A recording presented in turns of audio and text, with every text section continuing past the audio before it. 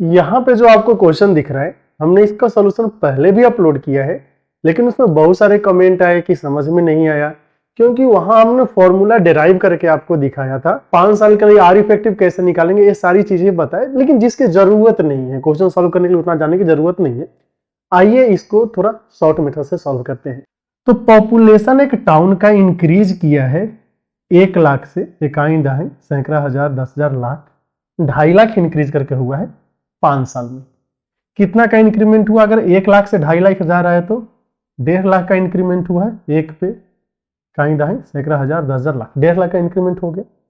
अगर हम पूछे कि इफेक्टिव रेट कितना हुआ, क्योंकि 1.5 लाख इंक्रीज हुआ है, इफेक्टिव रेट हो जाएगा 1 5 पे 1 2 3 4, 1 पे 1 2 3 4 5 गुना का 100, 2 0 से 2 0, 3 0 से 3 0।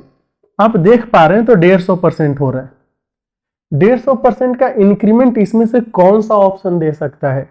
10% दे सकता है? नहीं। 10% 3 साल में 33.1% ही देता है।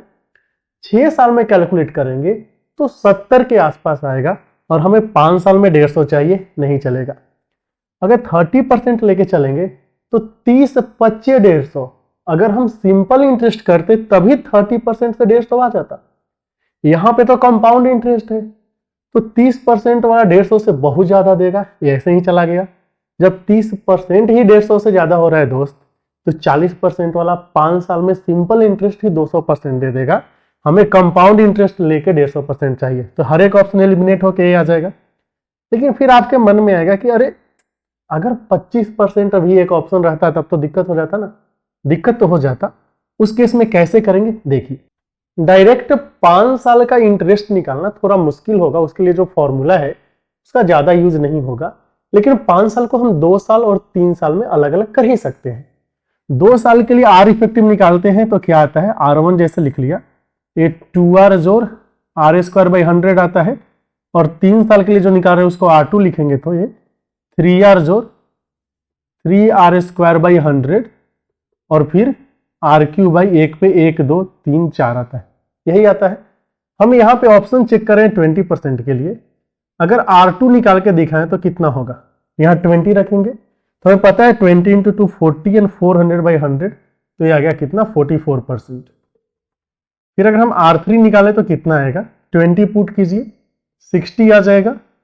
400 और 3, 1200 को 100 से भाग देंगे तो 12 आ जाएगा, एंड प्लस 64 पे 3 0, 64 पे 1 2 3 0, नीचे 1 पे 4 0 है, 3 0 से 3 0, और ये आ जाएगा 6.4।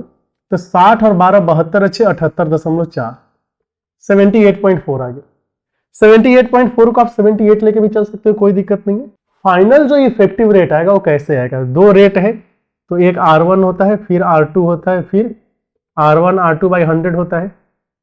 इन दोनों का ऐड कीजिए, 78 और 44 कितना हो जाएगा? 122। 122 प्लस इन दोनों को मल्टीप्लाई करेंगे, 44 गुना 78/100। तो 44 गुना 78/100 करेंगे, एक सिंप्लीफाई करके आपका 150% के आसपास आ जाएगा। तो आप देख पा रहे हैं कि अगर 25 के आसपास भी रहता है एक ऑप्शन, तब भी हम आसानी से कर पाते। उम्मीद है ये लॉजिक आपको समझ में आया होगा कि हम 2 साल का रेट अलग से निकाल के और 3 साल का रेट अलग से निकाल के कर सकते हैं, या फिर डायरेक्टली आप ऑप्शन एलिमिनेशन का भी यूज कर सकते हैं।